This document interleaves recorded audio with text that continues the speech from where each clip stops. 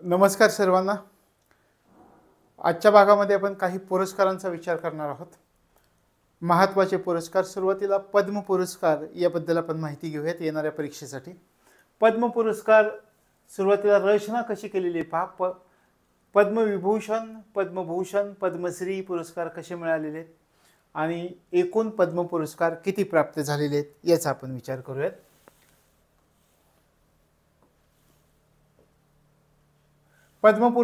एकूण पद्म पुरस्कारांचा आपण विचार केला तर आपल्याला इथे 132 पद्म पुरस्कार असलेले दिसतात. त्याच्यामध्ये मग ह्या तिघांची रचना आपल्याला झालेली दिसते की 5 पद्मविभूषण आहेत, 17 पद्मभूषण आहेत, 110 पद्मश्री आहेत, म्हणजे एकूण 132 आहेत. 110, 17, 27 आणि 5 32. तशा प्रकारे एकूण पद्म पुरस्कार किती प्राप्त झालेत तर 132 पद्म पुरस्कार प्राप्त झालेत. आता या पद्म पुरस्कारांची काही वैशिष्ट्य आहेत. या वैशिष्ट्यांबद्दल राज्यसभेच्या पूर्वपरीक्षेमध्ये प्रश्न पण विचारण्यात आला होता. 30 महिला आहेत, 8 मरणोत्तर पुरस्कार प्रदान केलेले आहेत. याच्यामध्ये मरणोत्तर पुरस्कार कोणाकोणाला प्रदान झाले ते आपल्यासाठी महत्त्वाचं. खूप अवघड प्रश्न विचारला तर विचारतील खालीलपैकी कोणास मरणोत्तर पुरस्कार प्राप्त झालेला नव्हता, म्हणजे ज्यांना ज्यांना मरणोत्तर पुरस्कार प्राप्त झालेत ते आपल्याला माहिती असणं गरजेचं आहे. मग हे 8 जणांना मरणोत्तर पुरस्कार आणि 9 परदेशी व्यक्तींना NRI, PIO, OCI म्हणजे परदेशी व्यक्तींना 9 परदेशी व्यक्तींना हा पुरस्कार प्राप्त झाला. आता सर्वात सुरुवातीला संभाव्य प्रश्न कुठून येतील त्याचा आपण विचार करूयात. 5 पद्मविभूषण आहेत, म्हणजे ते 5ही आपल्याला माहिती पाहिजेत. ते कोणत्या क्षेत्राशी संबंधित आहेत, कोणत्या क्षेत्राबद्दल त्यांना पद्मविभूषण पुरस्कार मिळाला आहे हे आपल्याला माहिती पाहिजे. दुसरी गोष्ट, 17 पद्मभूषणमध्ये महाराष्ट्रातील किती व्यक्ती आहेत त्यांच्यावरती आपल्याला फोकस करावा लागेल. आणि त्याच्यानंतर 110 मध्ये पद्मश्रींमध्ये सुद्धा महाराष्ट्रीयन किती व्यक्ती आहेत आणि त्या कोणत्या क्षेत्राशी संबंधित आहेत हे आपल्याला थोडंसं लक्षात घ्यावं लागेल, म्हणजे त्या प्रश्नाच्या जवळ आपण व्यवस्थित पद्धतीने जाऊ शकू. सुरुवातीला आपल्या काय लक्षात आलं, एकूण पद्म पुरस्कारांची किती आहेत, 132 आहेत. त्याच्यामध्ये पद्मविभूषण 5, पद्मभूषण 17, पद्मश्री 110. त्याच्यामध्ये सुद्धा 30 महिलांना, 8 मरणोत्तर आणि 9 परदेशी व्यक्तींना हे पुरस्कार प्राप्त झालेले दिसतात. ही काही वैशिष्ट्य आपण सुरुवातीची पाहिली. सुरुवातीला पद्मविभूषण पुरस्कारांबद्दल आपण समजावून घेऊयात. पद्मविभूषण पुरस्कार 5 जणांना मिळालेत. हे ते 5 जण आहेत. वैजंतीमाला ह्या जुन्या काळातील हिरोईन प्रसिद्ध असणाऱ्या, चिरंजीवी हे आमच्या काळामधील सुपरस्टार असणारे, त्यानंतर व्यंकय्या नायडू BJPचे तुम्हाला माहिती आहेत. त्याच्यानंतर आणखी कोणते आहेत पहा, बिंदेश्वर पाठक हे आहेत, यांना मरणोत्तर पुरस्कार प्राप्त झालेला आहे पद्मविभूषण, आणि या आहेत पद्मा सुब्रमण्यम. बिंदेश्वर पाठक, पद्मा सुब्रमण्यम या 5 जणांना पद्मविभूषण पुरस्कार प्राप्त झालेला आहे. पहिली गोष्ट आपल्या लक्षात आली, लक्षात ठेवायला सोपं आहे. वैजंतीमालांची तुम्ही जुनी गाणी ऐकली सहजपणे तर ते तुमच्या कायमस्वरूपी लक्षात राहतील. म्हणजे वैजंतीमाला आहेत. चिरंजीवी हे आत्ता RRR मधले, मी तुम्हाला म्हटलं की आमच्या काळामधले ते सुपरस्टार होते. ज्यावेळी आम्ही 9वी 10वी मध्ये होतो त्यावेळी ते सुपरस्टार होते. आणि यांच्या मुलाचा आत्ता विचार केला तर RRR मध्ये रामचरण असं त्यांचं नाव आहे पहा. त्यांचे हे वडील आहेत चिरंजीवी. व्यंकय्या नायडूंना तुम्ही ओळखाल. हे तिघजण तुमचे सहजपणे लक्षात राहतील की पद्मविभूषण कोणाला प्राप्त झाला. हे आहेत बिंदेश्वर पाठक, मरणोत्तर मिळाला यांना. म्हणजे आपल्याला विचारतील काय, खालीलपैकी कोणत्या कलाकाराला किंवा खालीलपैकी कोणास मरणोत्तर पद्मविभूषण पुरस्कार प्राप्त झाला. तर पहिला मरणोत्तर व्यक्ती आपल्याला सापडती आहे ती म्हणजे बिंदेश्वर पाठक. आणि त्याच्यानंतर ज्या येत आहेत त्यांचा आपण विचार केलेला होता पद्मा सुब्रमण्यम. तर हे 5 लोक. आता लक्षात कसं ठेवा, 2 स्त्रिया आहेत, वैजंती पद्मा, पद्मा सुब्रमण्यम, वैजंती माला. एक हिरो आहे चिरंजीवी, एक BJPचा नेता आहे व्यंकय्या नायडू, आणि एक आहेत बिंदेश्वर पाठक. तर हे 5 जणांना पद्मविभूषण. त्या 5 जणांमध्ये पण आपण लक्षामध्ये काय ठेवलं की बिंदेश्वर पाठक यांना कसा पुरस्कार प्राप्त झाला तर आपण पाहिलं की मरणोत्तर पुरस्कार बिंदेश्वर पाठक यांना प्राप्त झाला. हे 5 जण कोणकोणत्या क्षेत्राशी. आता हे कलाकार आहेत वैजयंतीमाला, चिरंजीवी आणि पद्मा सुब्रमण्यम हे यांचा विचार केला तर हे तिघही कलाक्षेत्रातले आहेत. म्हणजे ज्या 5 जणांना पद्मविभूषण प्राप्त झालाय त्याच्यातली 3 जण कलाक्षेत्रामधील आहेत. व्यंकय्या नायडू लगेच लक्षात ठेवता येतील. व्यंकय्या नायडू सार्वजनिक व्यवहार या क्षेत्राकरता त्यांना मिळाला आहे. आणि बिंदेश्वर पाठक एकमेव ज्यांना पद्मविभूषण मरणोत्तर पुरस्कार मिळाला आहे ते मात्र समाजकार्य या क्षेत्राशी संबंधित होते. आता सहजपणे आपल्या लक्षात राहील कोणत्या कार्याशी संबंधित होते. आता यांचा जर विचार केला तर चिरंजीवी आणि व्यंकय्या नायडू आंध्र प्रदेश राज्याचे आहेत. वैजयंतीमाला तामिळनाडू राज्याचे आहेत.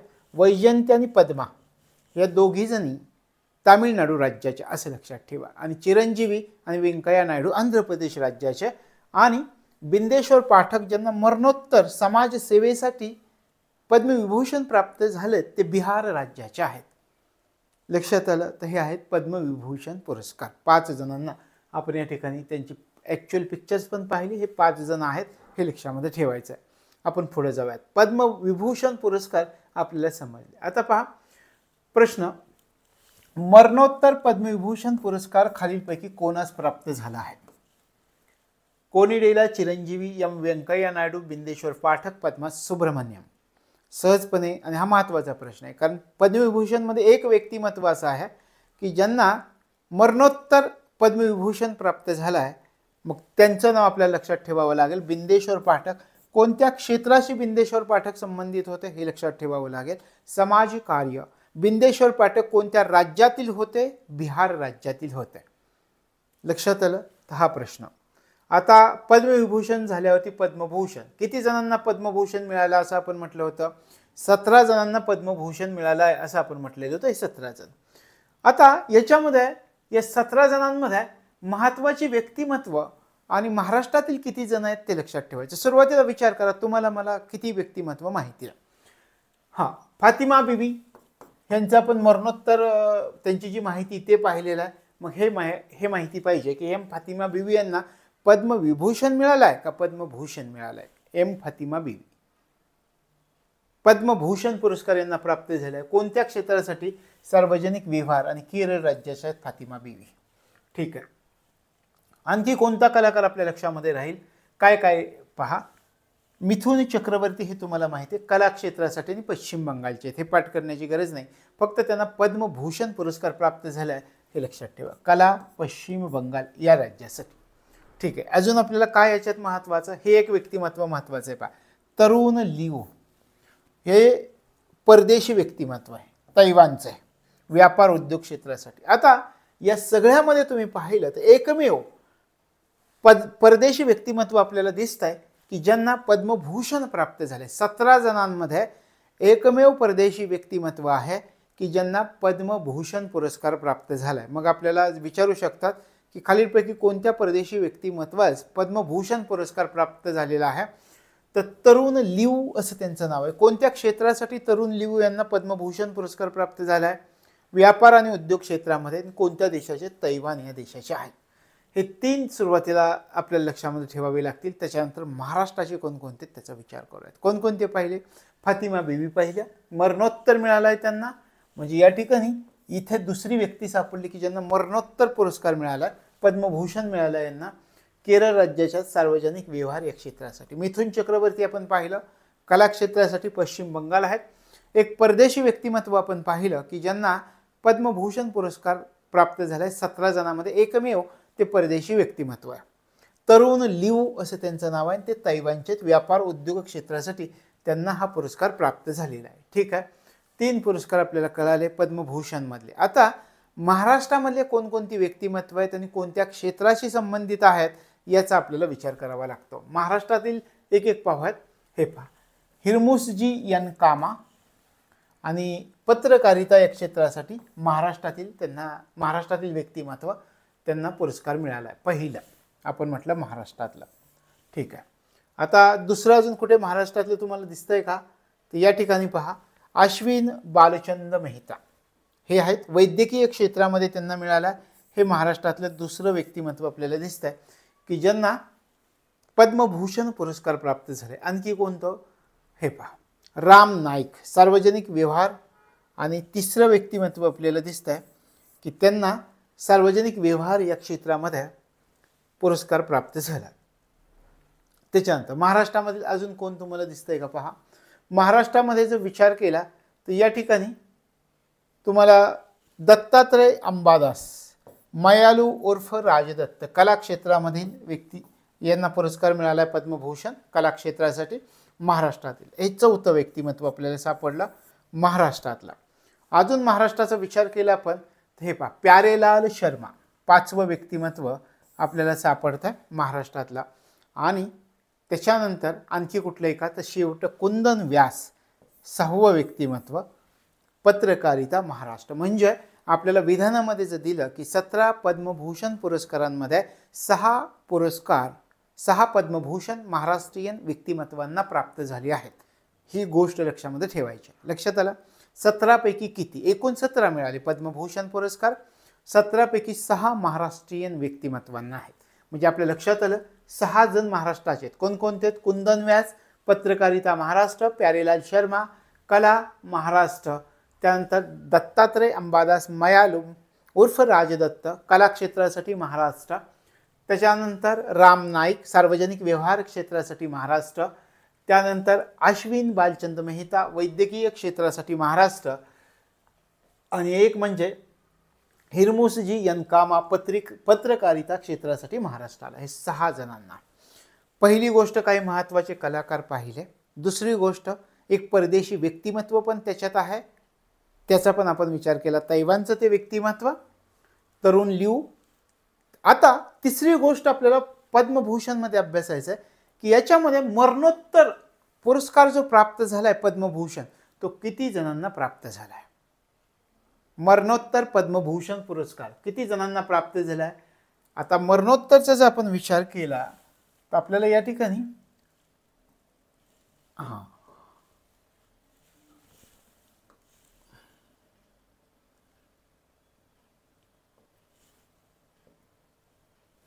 तर या ठिकाणी आपल्याला 1 नंबर किती जणांना मिळाला आहे पहा. मरणोत्तरचा आपण विचार करतोय. एम फातिमा बीवी मरणोत्तर आहे. अजून कुठे दिसतंय का सत्यव्रत मुखर्जी हे 2 नंबर आपल्याला दिसत आहे. मरणोत्तर पुरस्कार यांना प्राप्त झाला आहे. म्हणजे दोघं तर आपल्याला दिसली. अजून तिसऱ्या नंबरचं आपल्याला दिसलं की यांना मरणोत्तर पुरस्कार प्राप्त झाला आहे. आणि कुठले आहेत का हा विजयकांत यांना मरणोत्तर. हे पण चांगले हिरो होते तर यांना सुद्धा मरणोत्तर पुरस्कार प्राप्त झाले. आता काय काय आपल्याला दिसलं पाहायच्यामध्ये 4 प्रकारची विधानं आपल्याला समजली. पहिलं विधान आपल्याला महत्त्वाची व्यक्तिमत्व आपण पाहिली. दुसऱ्या विधानामध्ये आपण विचार केला की 17 पद्मभूषण पुरस्कार प्राप्त झाले. त्या 17 पद्मभूषण पुरस्कारांपैकी एकमेव विदेशी व्यक्तिमत्व आहे की ज्यांना पद्मभूषण पुरस्कार प्राप्त झालाय. त्यांचं नाव आपण म्हटलं तरुण लिऊ तैवानचे आहेत. पहिली गोष्ट आपल्याला कळाली. तिसरी गोष्ट आपल्याला कळाली की 6 महाराष्ट्रीयन आहे त्याच्यामध्ये. म्हणजे विधानामध्ये आले की 6 महाराष्ट्रीयन व्यक्तिमत्वांना पद्मभूषण पुरस्कार प्राप्त झाले तर ते 6 आहेत. त्याच्यानंतर आणखी काय विधान येऊ शकेल. 4 जणांना मरणोत्तर पद्मभूषण पुरस्कार प्राप्त झालेले आहेत तर ते 4 जण. तशा प्रकारे हे पद्मभूषण पुरस्काराची ज्यावेळी आपण फोड करू तशा वेगवेगळ्या पद्धतीने आपल्याला फोड करावी लागणार आहे. लक्षात आलं. पद्मभूषण पुरस्कार मग अशा वेगवेगळ्या प्रकारे आपण पद्मभूषण पुरस्कार पाहिले. तरी सुद्धा याच्यावरती प्रश्न कसे येतील ते थोडेसे आपण अभ्यासूया. संभाव्य प्रश्न. महाराष्ट्रामधील पद्मभूषण प्राप्त व्यक्तिमत्व व त्यांचे क्षेत्र योग्य जोड्या जुळवा. मी म्हटलं तुम्हाला 6 जणांना पद्मभूषण पुरस्कार प्राप्त झालेत. महाराष्ट्रीयन आहेत ते 6 जण. आणि जर महाराष्ट्रीयन असतील तर त्याच्यावर कसाही प्रश्न विचारू शकतील आपल्याला माहिती असणं गरजेचं आहे. मग हे जरी तुम्ही केले एवढे प्रश्न तरी तुम्हाला पुरेसं आहे. हिरमुसजी यनकामा आपण काय म्हटलेलं होतं यांना कोणत्या क्षेत्रासाठी पत्रकारिता या क्षेत्रासाठी यांना मिळालेलं आहे असं आपण विचार केला होता. हिरमुसजी यनकामा पत्रकारिता म्हणजे हे उत्तर आपल्याला मिळालं. अश्विन बालचंद मेहता यांना कोणत्या क्षेत्रासाठी पुरस्कार मिळाला होता. राम नाईक आपल्याला माहिती आहे. राम नाईक जे आहेत ते सार्वजनिक व्यवहार या क्षेत्रासाठी यांना मिळाला आहे. त्याच्यानंतर दत्तात्रय अंबादास मायालू उर्फ राजदत्त यांना कोणत्या क्षेत्रासाठी? यांना मिळालाय कला क्षेत्रासाठी. आणि उरले अश्विन बालचंद्र मेहता यांना वैद्यकीय क्षेत्रासाठी. मग तुम्हाला नोट्समध्ये हे जे जोड्या लावून प्रश्न दिलाय तो फक्त सोडवायचा, एकदा पाठ अजिबात करायचं नाही. 2-3 वेळा तो प्रश्न सोडवला की परीक्षेत जर असा प्रश्न पुढे आला की तुम्ही बरोबर जोड्या लावणार. हिरमुसजी यनकामा पत्रकारिता, अश्विन बालचंद्र मेहता वैद्यकीय, हे पाठ होतं, आपोआप पाठ होतं, पाठ करण्याची गरज नसते. राम नाईक सार्वजनिक व्यवहार, दत्तात्रय अंबादास मायालू उर्फ राजदत्त हे कला क्षेत्रासाठी. तर असं पाठ होईल, हे लक्षामध्ये ठेवा. म्हणजे आपल्याला कुठला ऑप्शन निवडावा लागेल? 1 ला 2, 2 ला 1. हा, हे पहिलाच ऑप्शन आपल्याला दिसतोय. 3 ला 4, 4 ला 3. तर अशा प्रकारे तुम्हाला हे सोडवून लक्षामध्ये ठेवता येईल. लक्षात आलं? पद्मभूषण पुरस्कारांमध्ये महाराष्ट्रीयन व्यक्तिमत्व. ठीक आहे, अजून काय? तर 2 महाराष्ट्रीयन व्यक्तिमत्व विचारली होती, अजून 2 होती त्याच्यामध्ये, तर ते मात्र तुम्हाला प्रश्नोत्तराच्या स्वरूपात दिले. महाराष्ट्रामधील प्यारेलाल शर्मा यांना कोणत्या क्षेत्राकरता पद्मभूषण पुरस्कार प्राप्त झाला? कला क्षेत्राकरता. आणि कुंदन व्यास यांना कोणत्या क्षेत्राकरता पुरस्कार प्राप्त झालाय? तर पत्रकारिता. म्हणजे महाराष्ट्रातील 2 व्यक्तिमत्व आहेत त्यांना पत्रकारिता क्षेत्रासाठी पुरस्कार प्राप्त झालाय. एक तर कुंदन व्यास आहेत आणि दुसरे आहेत हिरमुसजी यनकामा. या दोघांना पत्रकारिता एक क्षेत्रासाठी आणि कला क्षेत्रासाठी हे दत्तात्रय अंबादास मायालू उर्फ राजदत्त आणि आपण या ठिकाणी म्हटल्याप्रमाणे कुंदन व्यास यांना पत्रकारितेसाठी आणि हे जे आहेत प्यारेलाल शर्मा यांना कला क्षेत्रासाठी. 2 जणांना पत्रकारितासाठी, 2 जणांना कला क्षेत्रासाठी. तर हे एवढं लक्षात ठेवायचं आहे. म्हणजे काय होईल की 6 महाराष्ट्रीयन कोण आहेत हे तुमचं आपोआप तोंडपाठ होईल. लक्षात आलं? पुढे जाऊया. किती व्यक्तिमत्वांना मरणोत्तर पद्मभूषण पुरस्कार प्राप्त झाले? 4 जणांना. आणि कदाचित असा प्रश्न विचारणार नाहीत, पण कदाचित खूपच अवघड विचारायचं, तुम्हाला थोडा विचार करायला लावायचा. तर विचारतील की खालीलपैकी कोणास मरणोत्तर पद्मभूषण पुरस्कार प्राप्त झालेला नाहीये? मग हे 4 तुम्हाला माहिती पाहिजे. कोणाकोणाला प्राप्त झाला? एफ फातिमा बीवी, सत्यव्रत मुखर्जी, तोगदान रिनपोचे, विजयकांत. एम फातिमा बीवी आणि विजयकांत लगेच लक्षात राहतील. सत्यव्रत मुखर्जी, तोगदान रिनपोचे हे प्रश्न 1-2 वेळा वाचला की तो तुमच्या लक्षामध्ये राहील. त्यानंतर पुढचा काय प्रश्न येऊ शकेल? पद्मभूषणवर कोणत्या एकमेव परदेशी व्यक्तीस पद्मभूषण पुरस्कार देण्यात आला? एक परदेशी, मी तुम्हाला म्हटलं 17 पैकी एक परदेशी व्यक्तिमत्व, ह्याच्यावरती लक्ष तुम्हाला ठेवावं लागेल. कोणतं परदेशी व्यक्तिमत्व आहे की त्या परदेशी व्यक्तिमत्वास पद्मभूषण पुरस्कार देण्यात आलेला आहे? तरुण लिऊ असं त्यांचं नाव आहे. तैवानचे आहेत. कोणत्या क्षेत्रासाठी त्यांना मिळाला? व्यापार उद्योग क्षेत्रासाठी. अशा प्रकारे पद्मभूषण पुरस्कारावरती प्रश्न विचारण्याची शक्यता आहे. मग हे प्रश्न तुम्ही 2-3 वेळा वाचले, सोडवले की ते आपोआप तुमचे पाठ होणार आहेत. त्याच्यानंतर आता पहा, पद्मविभूषण झालं, पद्मभूषण झालं, आता पद्मश्री. पद्मश्री 110 म्हटलेलं होतं आपण. आता याच्यामध्ये काय लक्षात ठेवायचं? 110 तर आपल्याला लक्षात ठेवणं आवश्यक नाही आहे, होणार पण नाही, आपल्याला माहिती आहे. मग महाराष्ट्राच्या किती व्यक्तींना मिळाला हे आपल्याला मात्र थोडासा विचार करावा लागेल. आणि विधानामध्ये पण विचारतील की महाराष्ट्रातील 6 व्यक्तींना मिळाला, 8 व्यक्तींना, 9 व्यक्तींना, 4 व्यक्तींना. आपल्याला इथे दिसतंय 6 व्यक्तींना प्राप्त झालाय. इथे 6 आकडा दिसतोय तुम्हाला. आता कोणकोणतेच विचार करा. उदय विश्वनाथ देशपांडे क्रीडा क्षेत्रासाठी, मनोहर कृष्णा डोळे वैद्यकीय क्षेत्रासाठी, जहीर काझी साहित्य शिक्षण क्षेत्रासाठी, चंद्रशेखर मेश्राम वैद्यकीय क्षेत्रासाठी, कल्पना मोरपरिया व्यापार उद्योग क्षेत्रासाठी, शंकर बाबा पापळकर समाज कार्य क्षेत्रासाठी. आता याच्यामधलं पण कोणतं महत्त्वाचं आहे हे आपल्याला ओळखायचं आहे. याच्यातलं इम्पॉर्टंट काय आहे? आणखी याच्यात इम्पॉर्टंट आहे, आपल्याला विचारतील की समाज कार्य या क्षेत्रासाठी महाराष्ट्रातील कोणत्या व्यक्तिमत्वास पद्मश्री पुरस्कार प्राप्त झालाय? शंकर बाबाला झालाय. पूर्ण लक्षात ठेवायची गरज नाही, शंकर बाबा लक्षात ठेवा, हे लगेच लक्षामध्ये राहील तुमच्या माझ्या. शंकर बाबा, ठीक आहे. त्याच्यानंतर क्रीडा क्षेत्र, क्रीडा क्षेत्रासाठी उदय विश्वनाथ देशपांडे यांना प्राप्त झाले. हे 2 सगळ्यात इम्पॉर्टंट आपल्याला या ठिकाणी ओळखता येतील की समाजकार्य आणि क्रीडा क्षेत्रासाठी. आणि मग मात्र वैद्यकीय क्षेत्रासाठी दोघांना मिळालाय. मनोहर कृष्णा डोळे, चंद्रशेखर मेश्राम जहीर काझी यांना कुठल्या क्षेत्रासाठी पहा, साहित्य शिक्षण क्षेत्रासाठी. आणि कल्पना मोरपरिया व्यापार उद्योग क्षेत्रासाठी. लक्षात आलं? कसं लक्षात ठेवायचं? हे पद्मश्री विजेते महाराष्ट्रीयन आहेत. किती आहेत? 6 आहेत हे आपण लक्षामध्ये ठेवलं. आणखी एका प्रकारे थोडीशी रिव्हिजन तुम्हाला करता येईल. उदय मनोहर जहीर आणि चंद्रशेखर कल्पना शंकर बाबा, असं थोडंसं रिव्हिजन करताना अशा पद्धतीने रिव्हिजन करा. उदय मनोहर जहीर, चंद्रशेखर कल्पना शंकर बाबा. त्याच्यानंतर दुसरी गोष्ट काय लक्षात ठेवायची, समाजकार्य क्षेत्रासाठी कोणाला मिळालं, क्रीडा क्षेत्रासाठी कोणाला मिळाला. प्रश्न जास्तीत जास्त विचारले तर ह्या दोन्हीवरती विचारतील. तशा प्रकारे हे झाले आपले पद्मश्री पुरस्कार 2024चे. मग आता प्रश्न तुम्हाला कसाही विचारला त्यातल्या बारीक बारीक गोष्टी तुम्हाला माहिती आहेत, त्याच्यावरती काही प्रश्न आपण विचार करूया. समाजकार्याबद्दल महाराष्ट्रामधील कोणत्या व्यक्तिमत्वास पद्मश्री पुरस्कार मिळाला आहे? जहीर काझी, चंद्रशेखर मेश्राम, कल्पना मोरपरिया, शंकर बाबा पापळकर. आता समाजकार्य क्षेत्राला आपण म्हटलं होतं शंकर बाबा. आता काय करायचं की बाकीचे ऑप्शन आठवायला सुरुवात करायची. की कल्पना मोरपरिया यांना कशासाठी मिळालं आहे? व्यापार उद्योग क्षेत्रासाठी. चंद्रशेखर मेश्राम यांना कशासाठी मिळालं आहे? त्यांना मिळालं आहे वैद्यकीय क्षेत्रासाठी. आणि जहीर काझी यांना कशासाठी? साहित्य शिक्षण. असे थोडी जरी रिव्हिजन केली तर हे आपोआप लक्षात राहणार आहे. त्याच्यात विशेष असं पाठ करण्याची तुम्हाला आवश्यकता नाही आहे. पुढचं, महाराष्ट्रातील पद्मश्री विजेते व्यक्तिमत्व व त्यांचं क्षेत्र हे पण विचारतील. यातले 1-2 जरी क्षेत्र आपल्याला माहिती असली तर आपल्याला ते सोडवता येतं. उदय देशपांडे कोणत्या क्षेत्राशी संबंधित होते? उदय देशपांडे क्रीडा, वैद्यकीय, साहित्य शिक्षण, व्यापार उद्योग. मनोहर डोळे आणि चंद्रशेखर मेश्राम दोघं दिलेत. मनोहर डोळे, चंद्रशेखर मेश्राम हे पहा, दोघंही वैद्यकीय क्षेत्रासाठी. इथे आणखी तुमची तयारी होईल.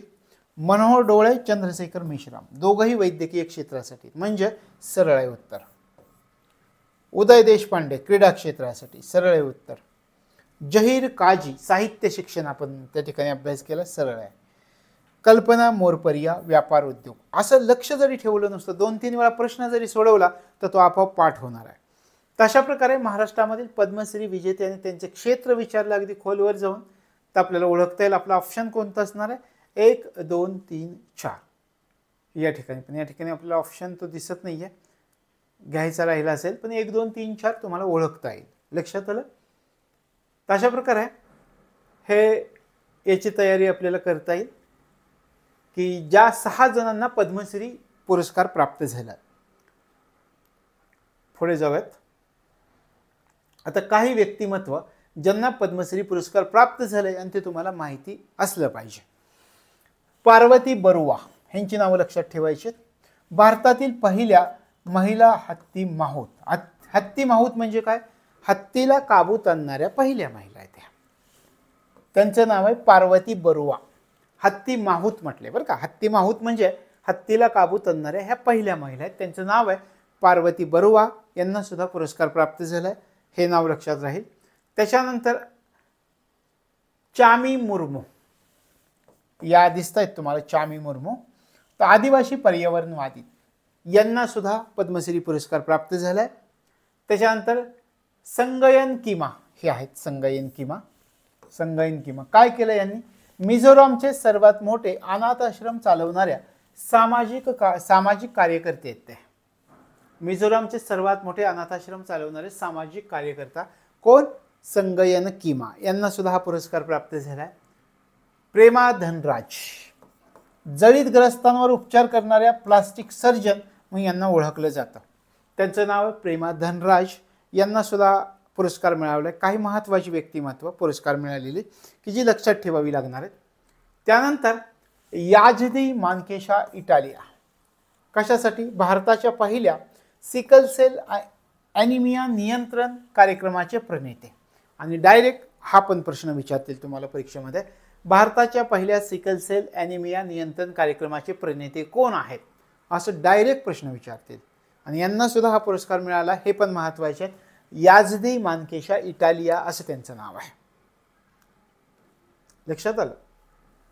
त्याच्यानंतर उदय देशपांडे हे आहेत. उदय देशपांडे जागतिक स्तरावर मल्लखांबाला लोकप्रियता मिळवून देणारे मल्लखांब पितामह असं कोणास म्हटलं जातं हे सुद्धा तुम्हाला विचारतील क्रीडा क्षेत्रामध्ये एखादा प्रश्न. तर हे उदय देशपांडे यांना सुद्धा हा पुरस्कार प्राप्त झाला. तशा प्रकारे पद्मश्री पुरस्कारांमध्ये या सर्व बाबी आपल्याला लक्षामध्ये ठेवाव्या लागणार आहेत. लक्षात राहतील तर ह्या लक्षात ठेवायच्यात एवढं. आणि लक्षात ठेवताना काय करा, पद्मश्री पुरस्कार करताना त्याच्याखाली आपण जे प्रश्न दिलेत ना त्याच्यावरती व्यवस्थित कॉन्सन्ट्रेशन करा. पाठ करण्याची गरज नाही आहे.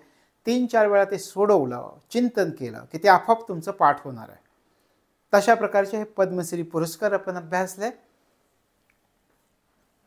पद्मश्री पुरस्कारानंतर आपण थोडक्यात ज्ञानपीठ पुरस्कार अभ्यासणार आहोत. 58वा ज्ञानपीठ पुरस्कार 2023 कधी जाहीर झालेले आहेत या पुरस्कारांचा विचार केला तर 17 फेब्रुवारी 2024ला हे पुरस्कार जाहीर झालेले आहेत.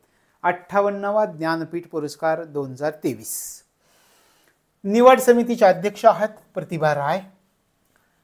2023चे विजेते आहेत, 2 जण आहेत, गुलजार आणि जगद्गुरु रामभद्राचार्य, संस्कृतचे अभ्यासक. 2023चे विजेते गुलजार आणि जगद्गुरु रामभद्राचार्य. सोपं आहे. 58वा ज्ञानपीठ पुरस्कार विजेते म्हणून खालीलपैकी कोणास ओळखता येईल किंवा कोणास पुरस्कार प्राप्त झालाय? 58वा ज्ञानपीठ पुरस्कार गुलजार आणि जगद्गुरु रामभद्राचार्य, संस्कृतचे एक अभ्यासक आहेत, एक आहेत उर्दू कवी. आणि गुलजार हे नाव तुमच्या लगेच लक्षात राहील, ज्ञानपीठ पुरस्कार मिळाला आहे म्हणून. आणि दुसरी गोष्ट, एक जगद्गुरु आहेत रामभद्राचार्य, संस्कृतचे अभ्यासक. तर हे दोघांना 2023चे विजेते म्हणून सांगितले. ज्ञानपीठ पुरस्कार 2024ला हे जाहीर झालेत. आता काही गोष्टी याच्यामध्ये संस्कृतचे अभ्यासक आपण म्हणतो. संस्कृत भाषेसाठी दुसऱ्यांदा हा पुरस्कार प्रदान केला गेलेला आहे जर विधानांमध्ये विचारलं तर, का संस्कृतचे अभ्यासक म्हणतोय. आणि उर्दू भाषेसाठी 5व्यांदा प्रदान करण्यात आलेला हा पुरस्कार आहे. म्हणजे या दोन्हीसाठी लक्षात ठेवा. उर्दू कवीसाठी मिळाले, मग उर्दू भाषेसाठी 5व्यांदा पुरस्कार प्राप्त झालाय असं विधानामध्ये आलं तर ते लक्षात ठेवावं लागेल. आणि संस्कृत भाषेसाठी दुसऱ्यांदा हा पुरस्कार प्रदान करण्यात आला हे लक्षात ठेवायचं आहे. आता गुलजार यांच्याविषयी थोडक्यात. 18 ऑगस्ट 1934 मध्ये दिना, पाकिस्तान या ठिकाणी जन्म. मूळ नाव त्यांचं संपूर्ण सिंह कालरा असं त्यांचं पूर्ण नाव आहे. उर्दू कवी असं त्यांना म्हटलं जातं. आणि होय, ओळख त्यांची सर्वोत्कृष्ट उर्दू कवी आणि गीतकार म्हणून त्यांना ओळखलं जातं. तशा प्रकारे हे गुलजार आहेत हे लक्षामध्ये ठेवा. त्यानंतर जगद्गुरु रामभद्राचार्य 14 जानेवारी 1950 मध्ये जन्म. खांदी खुर्द, उत्तर प्रदेश. मूळ नाव गिरीधर मिश्र. मूळ नाव त्यांचं गिरीधर मिश्र. ओळख प्रसिद्ध हिंदू आध्यात्मिक गुरु म्हणून यांना ओळखलं जातं. आणि उत्तर प्रदेशामधील चित्रकूटमधील तुलसी पीठाचे ते संस्थापक आहेत. हे ज्ञानपीठ पुरस्कार. सोपे का? ज्ञानपीठ पुरस्कार गुलजार रामभद्राचार्य या दोघांना ज्ञानपीठ पुरस्कार प्राप्त झाला आहे. गुलजार हे उर्दू कवी आहेत आणि रामभद्राचार्य हे संस्कृतचे अभ्यासक आहेत. उर्दू भाषेला 5व्यांदा पुरस्कार आणि संस्कृत भाषेकरता दुसऱ्यांदा पुरस्कार याचा पण आपण अभ्यास केला का? या ठिकाणी काय म्हटलं पहा आपण, संस्कृत भाषेसाठी दुसऱ्यांदा प्रदान करण्यात आलाय, उर्दू भाषेसाठी 5व्यांदा प्रदान करण्यात आलाय. लक्षात आलं? तर हे लक्षात ठेवा. हे विधानामध्ये विचारलं तर गोंधळ नको, मग आपल्याला या ठिकाणी माहिती असणं गरजेचं आहे. अशा प्रकारे या दोघांना हा पुरस्कार प्राप्त झाला. मग हे ज्ञानपीठ पुरस्काराविषयी माहिती आहे. याच्याविषयी प्रश्न विचारले जात नाहीत, पण थोडक्यात आपण माहिती पाहूयात. सर्वात जुना सर्वोच्च भारतीय साहित्य पुरस्कार म्हणजे तुम्हालाही लक्षात येईल की भारतातला सर्वोच्च भारतीय साहित्य पुरस्कार म्हणून कोणत्या पुरस्काराला ओळखलं जातं? ज्ञानपीठ पुरस्कार हा भारतामधील सर्वोच्च साहित्य भारतीय पुरस्कार आहे. ठीक आहे. सर्वात जुना 1961 पासून सुरुवात. कोण देतं? भारतीय ज्ञानपीठ संस्था देते. पहिला पुरस्कार कोणाला मिळाला होता? ज्ञानपीठ गोविंद शंकर कुरूप मल्याळम साहित्यकृतीसाठी प्राप्त झालेला होता. 11 लाख रुपये दिले जातात. पहिली महिला विजेती आशापूर्णा देवी होत्या 1976 मध्ये. हा पुरस्कार मरणोत्तर दिला जात नाही. तशा प्रकारे हे पुरस्कार आहेत. आणि पुरस्कार सुरू झाल्यापासून सिंधी ही अशी भाषा आहे की या भारतीय भाषेतील साहित्याला अजून पुरस्कार मिळालेला नाही आहे. म्हणजे सुरू झाल्यापासून 1961ला स्थापना झाली, सुरुवात 1965ला झाली, अजूनपर्यंत या भाषेतील साहित्यकृतीला पुरस्कार प्राप्त झालेला दिला. सर्वाधिक 11 वेळा हिंदी भाषेला ज्ञानपीठ पुरस्कार प्राप्त झाला तशा प्रकारे. आणि भारतीय संविधानामधील 8व्या परिशिष्टामधील 22 भाषा आणि इंग्रजी भाषेत लेखन करणाऱ्या भारतीय नागरिकाला हा पुरस्कार प्राप्त होतो. तर अशा प्रकारे हा ज्ञानपीठ पुरस्कार भारताच्या साहित्य पुरस्कारामधील सर्वोत्कृष्ट पुरस्कार म्हणून याला ओळखलं जातं. कोणाला मिळाला आहे? 58वा ज्ञानपीठ पुरस्कार गुलजार उर्दू कवी रामभद्राचार्य, संस्कृतचे अभ्यासक. आपण म्हटलं उर्दू भाषेकरता 5व्यांदा मिळाला आहे, संस्कृत भाषेकरता दुसऱ्यांदा हा पुरस्कार प्रदान करण्यात आलेला आहे. लक्षात आलं? पुढे जाऊया. मागचे काही विजेते या ठिकाणी दिलेले आहेत 2021चे वगैरे. 57वा 2021 मध्ये दामोदर मावजो कोकणी या साहित्य कृतीसाठी भाषेसाठी. मराठी काही विजेते आहेत. याच्यामध्ये कोणत्या मराठी साहित्य कृतींना मिळाला आहे? तर खांडेकर, विष्णू सखाराम खांडेकर यांच्या ययाती या कादंबरीला हा पुरस्कार आत्तापर्यंत प्राप्त झाला आहे. विष्णू वामन शिरवाडकर यांच्या विशाखा या काव्यसंग्रहाला 1987 मध्ये. गोविंद विनायक करंदीकर यांच्या अष्टदर्शने या काव्यसंग्रहाला 2003 मध्ये. आणि भालचंद्र नेमाडे यांच्या हिंदू या साहित्य कृतीला या कादंबरीला 2014 मध्ये. म्हणजे मराठी विजेते या ठिकाणी 4 जण दिसत आहेत तुम्हाला. आता काय प्रश्न आहेत पहा. 2023चा 58वा ज्ञानपीठ पुरस्कार कोणास प्राप्त झाला? गुलजार रामभद्राचार्य, नरेंद्र मोदी. ए आणि बी ओळखता येतं, सहजपणे ओळखता येतं. ए आणि बी हे आपलं उत्तर आहे. गुलजार रामभद्राचार्य. गुलजार उर्दू कवी आहेत, पाकिस्तानामध्ये जन्म त्यांचा. रामभद्राचार्य संस्कृतचे अभ्यासक आहेत. हे आपल्या लक्षात आलं. 58वा ज्ञानपीठ पुरस्कार 2023च्या निवड समितीच्या अध्यक्षा कोण होत्या? प्रतिभा राय होत्या. 58व्या ज्ञानपीठ पुरस्कार 2023 निवड समितीच्या अध्यक्षा सुरुवातीला आपण अभ्यासल्या प्रतिभा राय. गुलजार यांची ओळख कोणत्या क्षेत्राकरता प्रसिद्ध आहे? आपल्याला माहिती आहे उर्दू कवी आहेत, गीतकार आहेत. जगद्गुरू रामभद्राचार्य कोणत्या क्षेत्राशी संबंधित आहे? प्रसिद्ध हिंदू आध्यात्मिक गुरु यांना म्हणून ओळखलं जातं. त्याच्यानंतर त्यांनी एका संस्थेची स्थापना केली असं आपण अभ्यासलं होतं. तर याही गोष्टी आपल्या लक्षामध्ये ठेवाव्या लागतील की त्यांनी कोणत्या संस्थेची स्थापना केलेली. तुलसीपीठाचे संस्थापक आहेत, उत्तर प्रदेशामधील तुलसीपीठ. तर अशा प्रकारची काही विधानं आली तर मग याचा आपण सर्वांगीण अभ्यास केला. तर अशा प्रकारे आज आपण 2 महत्त्वाचे पुरस्कार पाहिले. पहिला पुरस्कार पाहिला पद्मश्री पुरस्कार. मग पद्मश्री पुरस्कारांची रचना पाहिली, 3 टप्प्यांमध्ये पाहिली. त्यात महाराष्ट्रीयन कोण हे पाहिले, परदेशी कोण हे पाहिले, मरणोत्तर कोण याचा आपण अभ्यास केला. दुसरं आपण ज्ञानपीठ पुरस्कार साहित्य पुरस्कारांमधील भारतामधील सर्वोत्कृष्ट जो पुरस्कार आहे, मग आपल्या परीक्षेसाठी महत्त्वाचा पुरस्कार, त्याचा पण आपण या ठिकाणी अभ्यास केला.